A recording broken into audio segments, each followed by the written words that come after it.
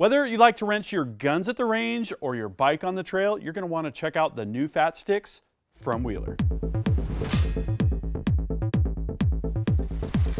Gavin here from ultimatereloader.com. You might have seen my video from late last year where I went to Moab as a part of a Wheeler influencer event. We got a preview of some totally killer new Wheeler tools. In fact, one of them was the F.A.T Stix from Wheeler.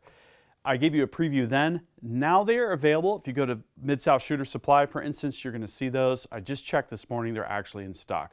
Wanted to give you a quick update, show you how we've been using these tools here on the channel. So, as a part of the Moab event, Aero Precision sponsored the event, and we put together these totally killer ARs. One of the things we did with the F.A.T Stix was to install this Crimson Trace scope. It's got Wheeler rings.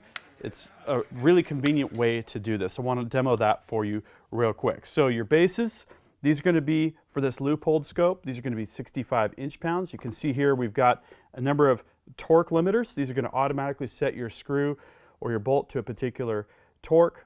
We've got a 1/4 inch bit extension. We've got a 1/2 inch socket, which we actually want to use for this particular demo. So what I'm going to do is I'm going to put the 1/2 inch socket into the torque limiter spindle.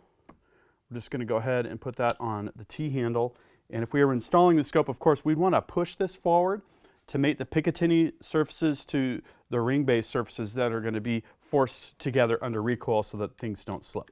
So we're pushing forward. We're going to go ahead and work these up incrementally so that we arrive at 65 inch-pounds. And you can see here, I already had them at 65 inch-pounds, so we didn't have to kind of go back and forth to get that evenly in place. Okay, so that's 65 inch-pounds.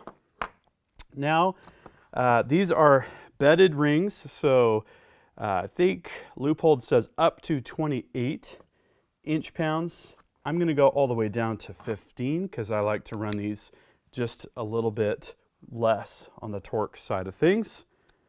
So when we're going on our cross pattern here, we can just kind of go at this diagonal, alternating sides each time.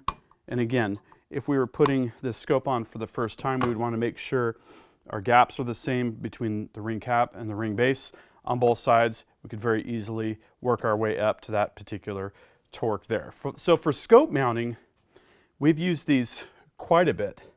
Another really handy application for the F.A.T Stix is going to be to set your action screws to a particular torque. Here I've grabbed the 45 inch-pounds torque limiter, and this is a BAT TR action. They specify up to 50 inch-pounds. I'm going to call 45 good on that.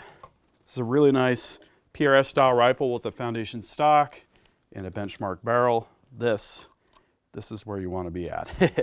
So again, we're going to just go ahead and incrementally go back and forth until we get to that 45 inch-pounds. I was already there, so we're not going to really see much in that particular case. So for a lot of jobs where I used to get out the F.A.T wrench, I still use the F.A.T wrench. The F.A.T wrench uses the kind of infinitely adjustable torque setting. You can see here on this scale, it goes from 10 up to 60. Still use that, but I find the F.A.T Stix to be faster and more convenient for certain types of applications.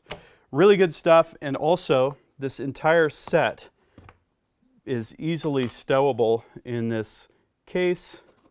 The case is very flat, very compact, something that you could very easily take with you to the range or on the trail. As you can see here, boom.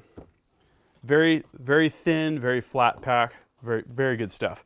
So what Wheeler has also acknowledged is, again, like I said, the guys that like to ride are the guys that like to shoot in general, and gals, of course.